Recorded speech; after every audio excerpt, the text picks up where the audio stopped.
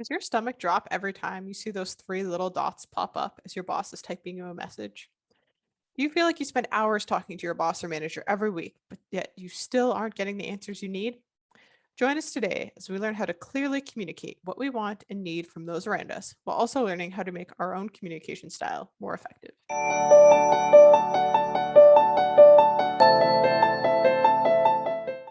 Welcome to Beyond Camp, where we explore the intersection of camp in our lives. For too long, camp professionals have referred to camp as being in a bubble, and we're here to burst that bubble. We know that camp intersects with every aspect of our lives, and we're excited to delve into those with you today. We're your hosts, Rachel Ken. My pronouns are she, her. And I'm Cassie Bloy. My pronouns are also she, her. We're here to go beyond camp with you. As a reminder, please subscribe to this podcast wherever you're listening today, and be sure to check out the show notes at gocamp.pro/beyondcamp. Now, let's get started. Cassie and I are really excited to dive into this topic with you today. It's something that's been on our minds for several weeks now before this show. So today, we're going to be chatting about communicating with your boss and manager because communication has changed so drastically now. Virtual communication has become the norm. Online messaging has become the norm. Zoom chats. It's all changed. Cassie and I have the perspective of having worked at camp. Cassie's worked at the board. And now we work sort of in camp adjacent fields. And so our communication has changed again. So we're going to dive in with the good, the bad, the ugly, and the lessons learned, I would say. So Cassie, how are you doing today? Doing pretty good. Today is a better day. Well, Great. Yeah. We love that for you. Why don't we start with you? We'll start with some highlights. Communicating with your boss or manager. What have been some of your top experiences here or things learned?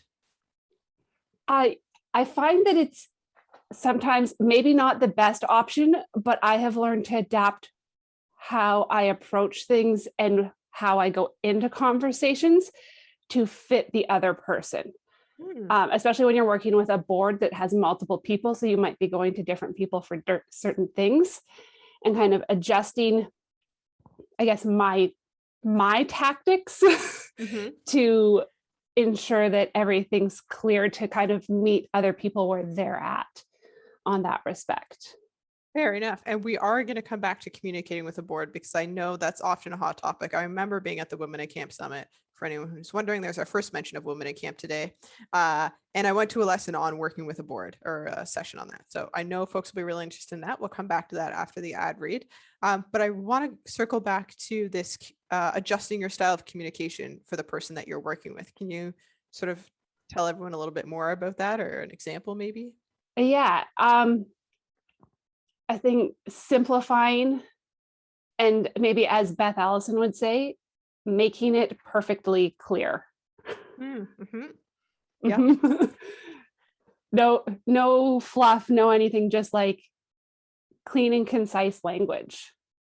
Yeah, absolutely. Especially if you're dealing with somebody who doesn't necessarily understand camp. Also when tensions are high, sometimes you just need to ask for what you need versus sort of beating around the bush and going in a bunch of different directions. I think for me, when I think of great examples of communication, and this ties in a little bit to virtual communication, but finding out, I worked with a manager where I was like, what is the best way for me to reach you? Is it by sending you a message on our internal messaging system or is it by email? Because people have preferences. And so the manager was like, actually, I would love if you could, this time I think it was Skype, send me a Skype message so that we can just chat about this little thing. But if it's more serious, then I would prefer an email. And I think as a manager myself, when I've been working with staff, it's been really helpful for me to say, this is what works for my staff to say, actually, I need it in writing, I need it in email, because I'm going to forget if you send me a message on Teams, Slack, etc. Please send me an email so I can track it and it'll work in that organization system, because as I often say to my partner, my brain is very busy and I'll just lose things. Oh my goodness. Yes. And as I say this, I'm remembering a message that I got this morning and I need to follow up on because it's not in my inbox. So it just, when you're on Slack or Teams or whatever, the messages just scroll by as you're chatting about your day. And then all of a sudden you've lost that important thing. I need that visual reminder in my inbox. So I think both ways is finding out what works best for the other person and then communicating what works best for you. Definitely. And like, I know we're supposed to be talking about like managing up and like communicating with those people above us, but there was a point this summer where I was actually managing two different businesses in two different cities that I had to take a ferry in between to physically be in each location. And I actually had to set up like a very specific communication systems because I was like, I could get inundated with like thousands of messages a day if things aren't going well in both locations and trying to prioritize. Hmm. So So like thinking about that of my manager who's also managing 5 people in different cities. yeah, so when we talk about managing up, I find as an employee, if I'm not getting the type of communication that I want from a manager, which can be frustrating, can happen for a multitude of reasons, especially in the pandemic where everyone's busy. And then there's also the distractions of home life and the fact that, did I mention we're in the middle of a global pandemic still?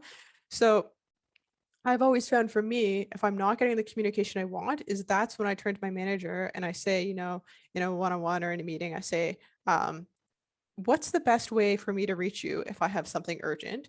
Or I've also asked the question, if I have a series of questions, do you prefer if I sort of like send you an email or a message or hit you up when I have individual questions, or do you want me to hold them all and do like a bulk ask where I can just have 20 minutes of your dedicated time to just like bang through 20 questions, let's say? Because that also gives them the option of like what works best for them. And I think often when we think about communicating with a boss or manager, we get worried that we're like pestering them or bothering them. And so that also gives them some Mhm. control over how they're being asked and how they're spending their time. I feel that one that you feel like you're because you send like 15 questions over the course of a day of like, hey, just want to clarify, just need this, looking at that, thoughts on this. And then you hear back nothing and they only answered the last question. Yes. Well, and it's the same, at camp, my staff would come to me and I would be like, I would rather you come to me in 4 hours with all of your questions than come find me every 15 minutes with one of your questions. So I think just being clear about what works best and what works for me isn't necessarily going to work for you or anybody else. Mhm. Yeah. Um, And like, I think it's just so diverse and dynamic as well that what might work one day might not work a month from now either, mhm. because we all are who you are one day is not necessarily who you are the next, because Yep, we're evolving, growing humans. absolutely. So that sort of brings me to my next point that I want to talk about is navigating virtual communications.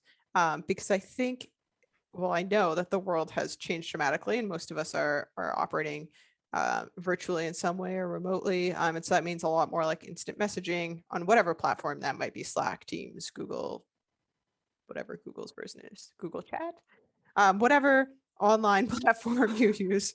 Cassie's looking confused. That is, or you might be texting. And I feel like there's often huge gaps there. For example, I have somebody who I often email and they end their emails or they'll end sentences with dot, dot, dot, which in my mind, I often interpret as them being annoyed with what I'm saying or being frustrated with me, but in reality is them just like trailing off their thought and then they're moving on and they're perfectly pleased. So I think that's a good example of like working on that communication and understanding people's the way that people speak to each other. Oh my goodness. I will never leave dot, dot, dot again. I didn't know people thought of it that way. Well, I think there's also we sometimes talk about like age gaps or generation gaps, and Yeah, I think that there's a lot of those when it comes to virtual communication that people don't realize. definitely. I think the one that catches me is I work with someone who will I'll get a message and he'll just say, good morning, Cassie.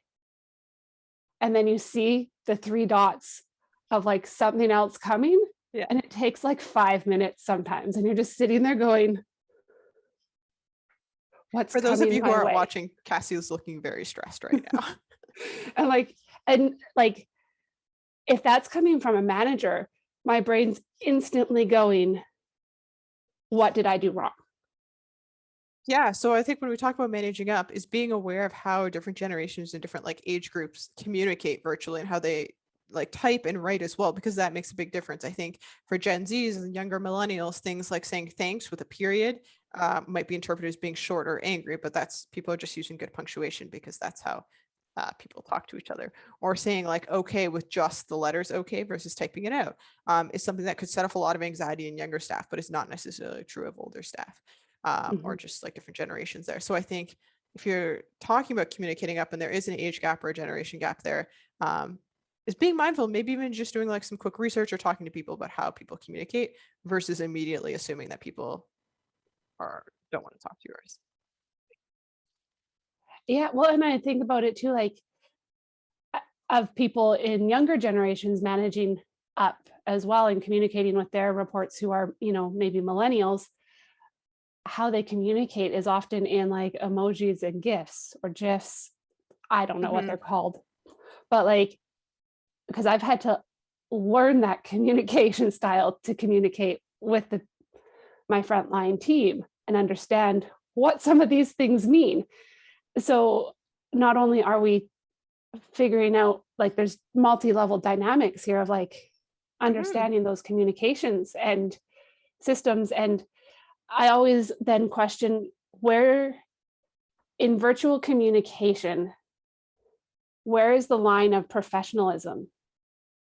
Oh, I love that. So I am a big fan of GIFs and a big fan of memes. And I think sometimes it's fun to explore new methods of communication. And so it would bring me a lot of joy when, for example, I'd be talking about like camper registration numbers, then my manager would send me back like a meme or something, and it like really cracked me up. And I think there's responsibility on like both sides of when it's appropriate, how soon into the relationship that you choose to send those. Like I would never uh, for anybody listening, in the first day of your job, don't start sending those unless you're getting them first. Um, but I think that's part of like developing that relationship and developing some of that rapport online as well, because it can be a lot of fun and bring people um, a lot of joy and sort of foster that like humanness connection between people. Interesting. Okay, I want to also like group chats when you're communicating virtually with a large group of people and there's like other people in there who just don't like engaged in the conversation, are kind of like added to a conversation because there's something they might need to know, but they're just kind of, it's not essential for them to be in the conversation. Does that make sense? Yeah, so I love the phrase "let's take it offline." Now I don't say that to my boss or manager, um, but I think that that's like often underutilized, where people can be like, "Oh, now it's just the two of us who are going to like finalize this project, and other people don't care, don't need to be part of it. Let's just take this offline, and we'll just like sort this out, the two of us." I use the same phrase like in a meeting as well, right? Like if you're in a Mhm. meeting with 12 people and now suddenly it's just two of you, they need to work out the final details. 10 other people don't need to listen to you. They have other things to do. So I like to just like, let's take it offline. So if I'm thinking about managing up, I might say, wow, this is really great. Can I send you an email about this later, or can I connect with you about this afterwards, as a way of sort of like moving things along and having those conversations afterwards. Interesting. I like it. I don't use that one enough, and I should, because sometimes things become excessive when you're in a chat.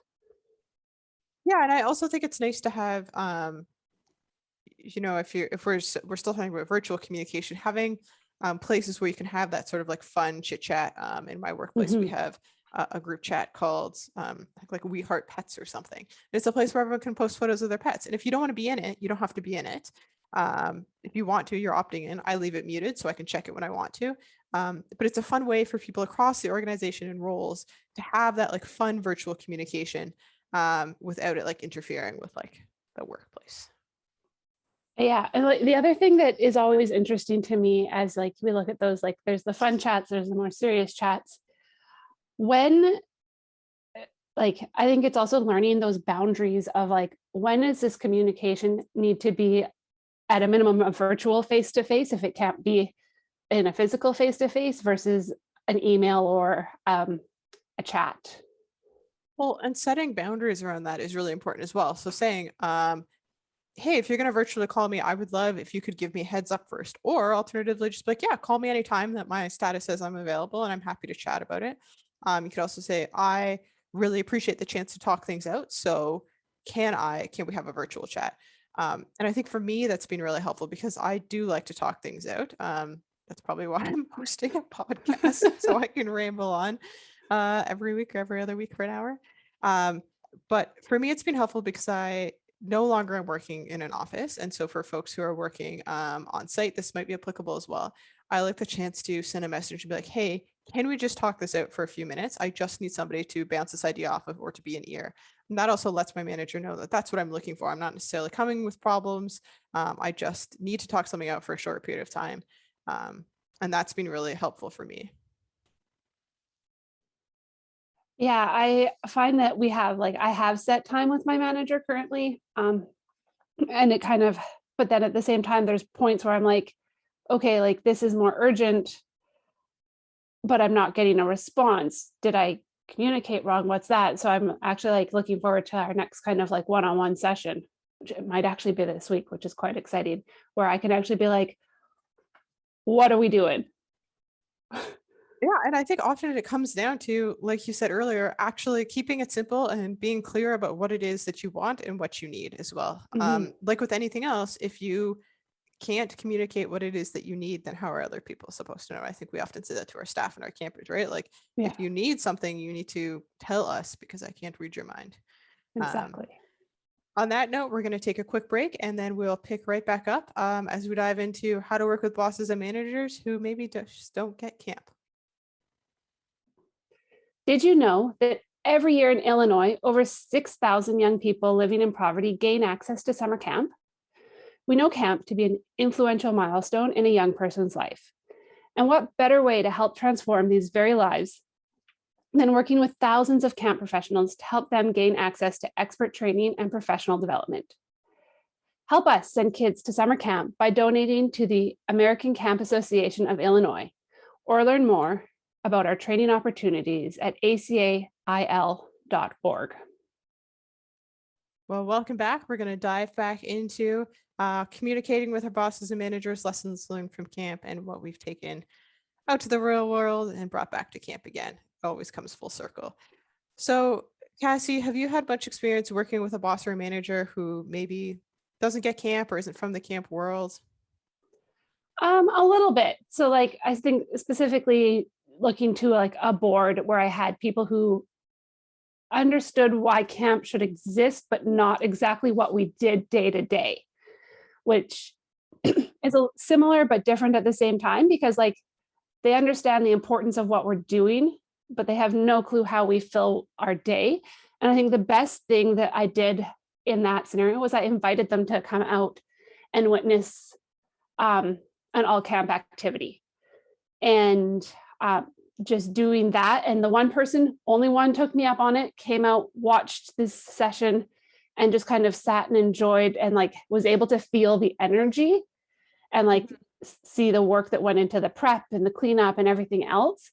And was like, wow, this is really amazing. And like that, then I think opened up that relationship a bit more Oh, to that's really nice. have a bit more understanding of like, we don't just, sit at our desk as directors doing paperwork, talking to parents, sending emails, looking at budgets, expenses, all this stuff. Mhm. We actually get out and do things with the kids and support our staff teams in creating these amazing uh, events. Well, because ultimately, communication is a form of a relationship, and the two sort of go hand in hand, right? Like you can't have one without the other. A good relationship doesn't exist without good communication. But good communication, oftentimes, or productive communication, maybe I should say, Mhm. doesn't exist without a strong relationship. And so I think you have to work on both of those things. And earlier, Cassie, you had talked about meeting people where they're at. And that's something that I've learned is that it has to go both ways. Yeah. But for me, have worked in an organization where camp was not the main focus. So I had wonderful coworkers and managers who were fabulous at supporting all the aspects of camp that needed to happen. Uh, but one of my dear coworkers and dear friends never understood the phrase camp culture because to her, camp culture meant spending a lot of money on things that were seemingly useless, which is Ah, fair because they weren't turning. She didn't see the correlation between like investing in staff and like end of summer gifts, for example, and their return rates or the amount of money we were making or happier staff mean happier campers or things like that. She was just like, people just keep saying camp culture to like allow us to purchase X, Y, or Z.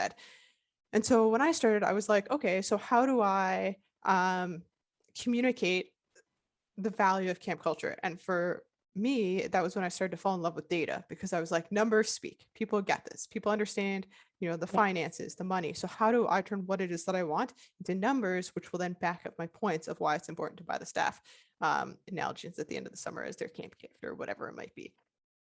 So that was like my biggest learning, was how can I take what I want and change it or communicate it in a language that other people understand? Mm. Yeah, that makes perfect sense, because like I didn't like, even outside of camp, KPIs or key performance indicators play a big role in most businesses of like tracking progress and success Hmm. and performance. And it's really hard to look at numbers and judge yourself. But like if you look at it in the camp world, what's your camper retention rate? That's a Hmm. number. What's your staff turnover rate? That's a number, right?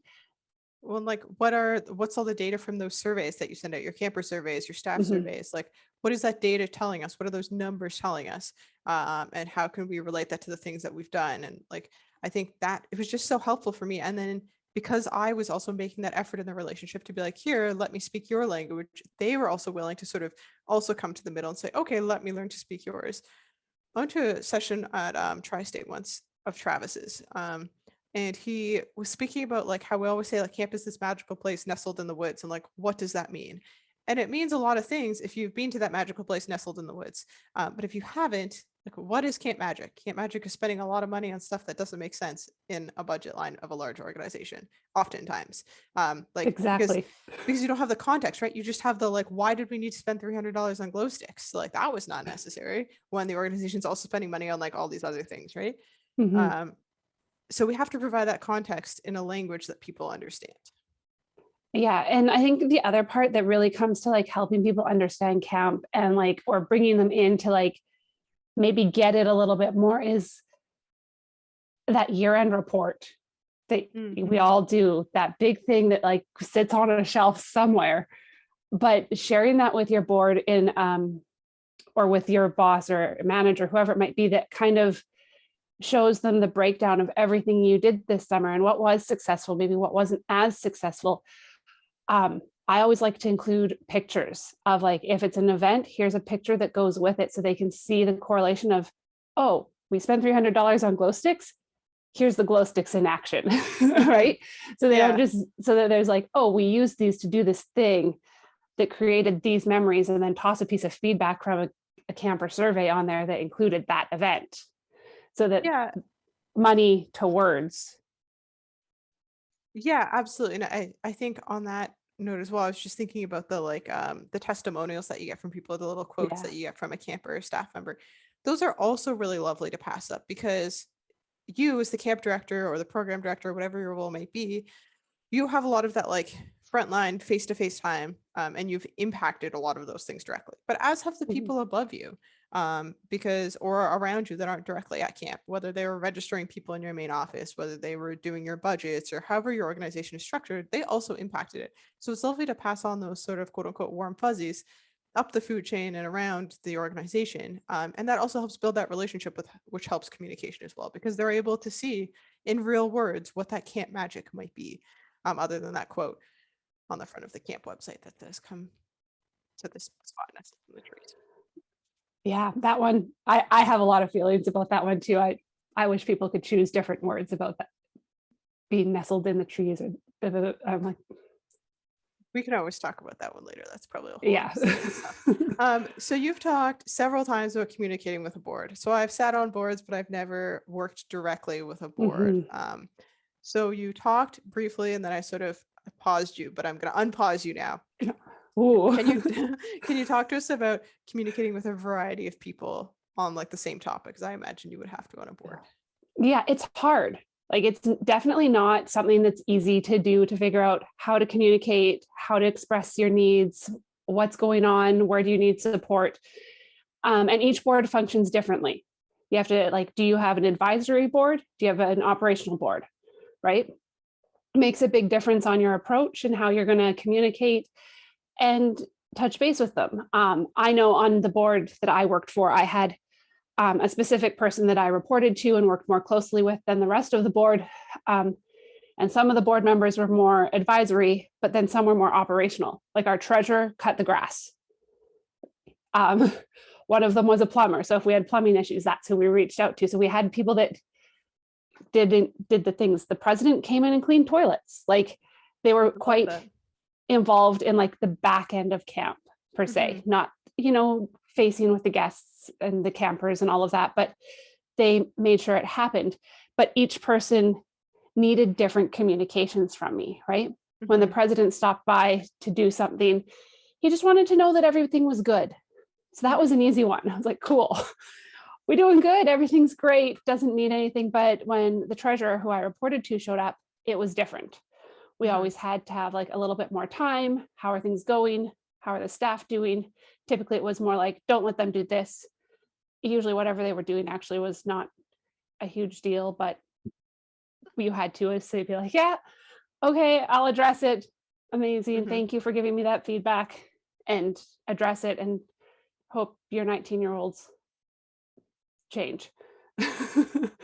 But, some things are a little bit harder than others. And I think the other thing you really need to do is some of them don't understand boundaries and would like to say they want to have a chat, and 4 hours later, you're still having that chat. So I started having to be like very clear with like, I have this much time for you at this time. Like that's what I can commit, so that I had time. Otherwise, like 4 hours is half of your day. When you have, especially in like May, right? Like, oh yeah, absolutely. how many of us have 4 hours in May to give away to something that is kind of relevant, but not priority? Yeah, that's fair. Right. Yeah, I like that you have to sort of tailor your approach. And I think again, understanding how people want to receive communications. Like, would you rather get a text from me, or would you rather get an email, or do you prefer that I pick up the phone? As a millennial, I hope that you don't want me to pick up the phone, but I understand that for some folks, that's the best way for me to get in touch with you. And so that's me sort of coming towards that middle, towards that neutral ground of saying, okay, like I'll pick up the phone, I'll reach out to you in the way that works best for you. And then that person is more likely to turn around and say, okay, what can I do? And how can we meet in the middle and compromise and build a relationship? Because again, they're so interconnected, right? The other thing I found, like kind of with a board, when you're like looking to make that big pitch of like a purchase, I always went in with 3 options for that purchase. One being the purchase I preferred. One being like highly extravagant that I know we don't have money for. Yeah. And then one that would work but wasn't my preferred. Yeah, fair.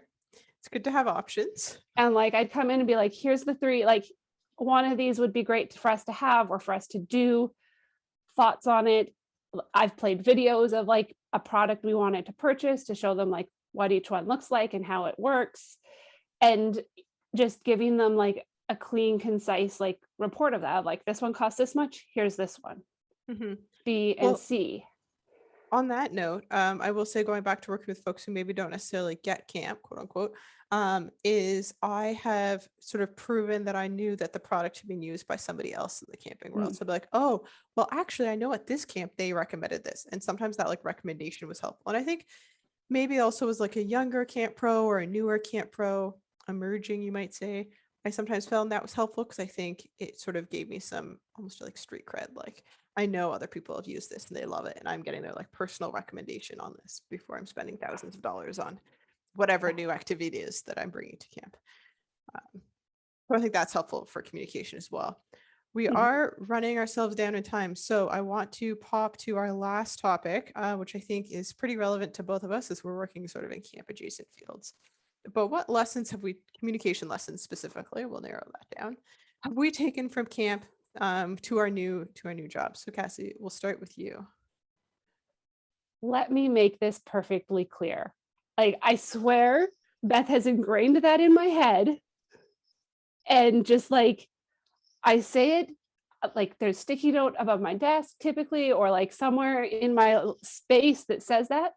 But if I'm not saying, let me make this perfectly clear for you, I'm asking, can you make this perfectly clear for me? Because it is not clear enough. It is, the expectation is blurry.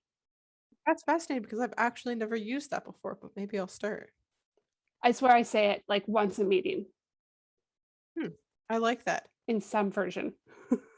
I And get maybe like, I say, let me clarify, or I just want to clarify. Maybe that's my version. But I like that. I'm gonna try and use that more. I find it works really nicely with your front line, like it's beautiful, but I'm starting to use it in the opposite direction, going up and clarifying and trying to get these things and being like, it it wasn't clear. Hmm. Mm-hmm. I don't know. Hmm. I like that. That's good. I think for me, one of the lessons that I've taken is that people love to receive positive, specific, timely feedback, as we like to give at camp. You know, the Michael Brand one, like I'm walking past and I saw that thing you did, and I told you about it, like right in front of your camper. Or I Yeah. told your camper how great you were, like those sorts of things. That feedback outside of the camping world is incredibly powerful because people aren't used to it. People aren't used to like saying nice things to each other often. And that's not to say that I've ever worked in like a cruel workplace. I've been very blessed to work in fabulous, supportive places. But I think like giving that feedback to people is really helpful. Like if they helped you with something, or if you really like their communication style, or if you found they've been really supportive. I found for me that's been really helpful to turn to, my boss or manager or supervisor and say, hey, it's been really great when you've supported me in X, Y, and Z way, and it was helpful for me to complete this project. And I think that's underutilized is sharing that feedback around, or sharing feedback about like your coworkers, for example. And it's not about um, like sucking up to anybody or anything like that. Mhm. But I just think that like specific feedback is helpful and really helps with communication. And then also asking for feedback. I feel like this always catches people off guard. But to say, is there anything that I could be working on right now? Or anything you'd like me to do differently? And sometimes I'll get the feedback of, oh, I would like you to copy me on more things so I have a bigger picture of what's going on. And that's fabulous. Um, it doesn't always result in feedback, but I found that's been really helpful in developing strong communications with the folks I'm working with. Yeah, and it's one of those things that's really hard to develop in a workplace because some people are so scared of failure and receiving that constructive feedback. Like, Mhm. and it's hard to take it, but it can actually improve you in the long run. So, and it's hard, but it's It's worth it. but it's also nice to start that early on in if you're building a Mhm. new relationship with a manager or supervisor, because I would much rather know that it irks my manager, supervisor that I send them Teams messages when they prefer an email. Um, this has never happened, but I would rather know that than have done it 17 times and then be like super frustrated. And I think it just helps open those channels of communication as well. Definitely. All right. Well, I think we've talked as much as we can talk today.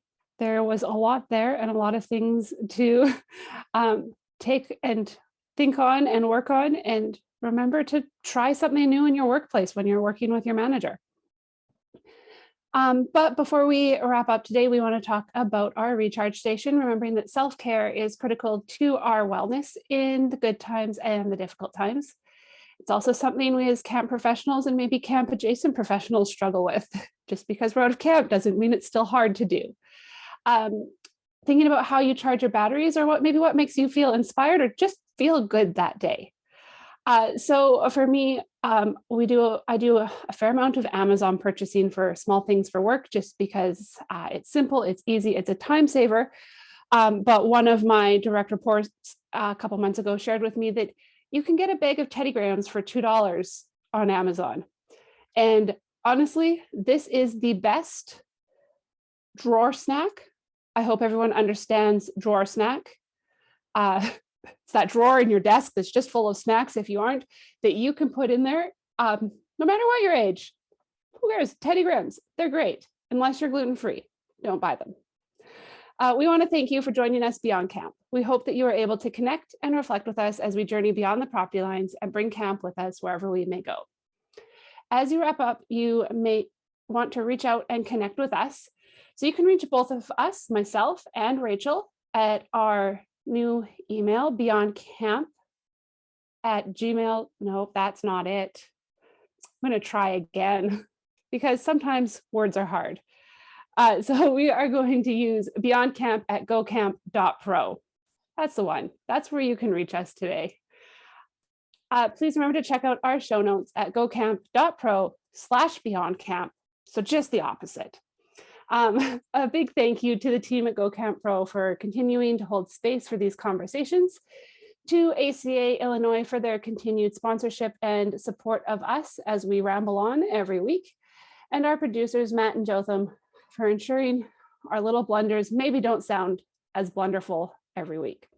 Thank you for making the time to listen and joining us today. Beyond Camp is part of the Go Camp Pro podcast network. Check out all our other podcasts at gocamp.pro/podcasts. Go well and safely, friends. We'll see you next time.